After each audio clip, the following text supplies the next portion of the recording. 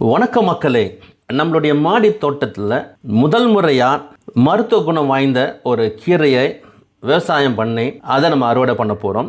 அந்த கீரையோட மகத்துவம் என்னன்னு சொல்லி பார்ப்போம். கீரைன்னு சொன்னாலே மருத்துவ குணம் உடையதான். எல்லா கீரையுமே, எந்த கீரை எடுத்துட்டோம்னா எல்லா கீரைக்குமே ஒரு மருத்துவ குணம் உண்டு. அது மருத்துவத்திற்கு, சித்த மருத்துவத்திற்கு அதை பயன்படுத்துகிறாங்க. நம்ம பார்க்க போகிற இந்த கீரை பண்ணைக்கீரை. இந்த பண்ணைக்கீரையை முதல் முறையாக எங்களுடைய மாடி தோட்டத்தில் இதை விவசாயம் பண்ணி எடுத்திருக்கோம். இந்த பண்ணைக்கீரைக்கு மகத்துவ குணம் ரொம்ப அதிகமாக இருக்குது. பெண்களின் கர்ப்பப்பையில் வரக்கூடிய பிரச்சனைகள் எதுவாக இருந்தாலும் அது எல்லாத்தையுமே இந்த மருத்துவ குணம் உள்ள கீரை சாப்பிட்றப்போ அது தடுக்குது.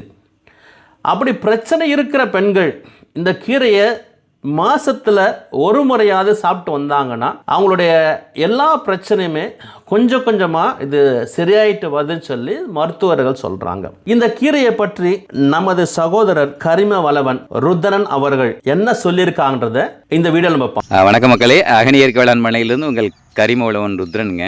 அதாவது மானாவாரியில் மகத்துவமாக வரக்கூடிய பல்வேறு வகையான கீரைகளை வரிசையாக பட்டியல் போட்டு நம்ம பேசிகிட்டே இருக்கிறோம். அந்த வகையில் இன்றைக்கி நம்ம பார்க்குறது தான் இந்த பண்ணைக்கீரை என்று சொல்லக்கூடிய மயில்பீலி கீரை.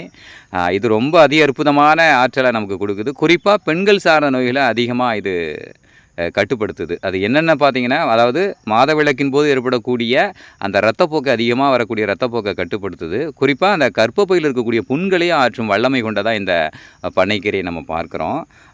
இன்னொன்று பார்த்தீங்கன்னா, அதாவது பெண்களுக்கு ஏற்படக்கூடிய அந்த வெள்ளை வேட்டு, அந்த மாதவிலக்கின் போது வரக்கூடிய அந்த ஊட்டச்சத்து குறைபாடுகளை ரொம்ப அழகாக இது நிவர்த்தி செய்துங்க.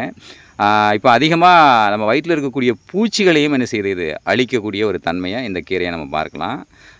இன்னொன்று ரொம்ப முக்கியமாக பார்த்திங்கன்னா, இந்த பண்ணைக்கீரையினுடைய பூக்களை 4 எடுத்து அதில் இருக்கக்கூடிய விதைகளை நீக்கி அதை சின்ன சின்ன துண்டுகளாக ஆக்கி பனங்கற்கண்டு சேர்த்து நம்ம குடித்தா அந்த பெண்களுக்கு ஏற்படக்கூடிய அந்த வெள்ளை வேட்டு அப்படின்னு சொல்லக்கூடிய தன்மை முற்றிலுமாக நீக்குதுங்க. இப்படி அற்புதமான கீரையாக இருக்கக்கூடிய அந்த பண்ணைக்கீரைகளை தொடர்ச்சியாக நீங்கள் மாதத்தில் ஒரு முறையாவது எடுத்துக்கோங்க.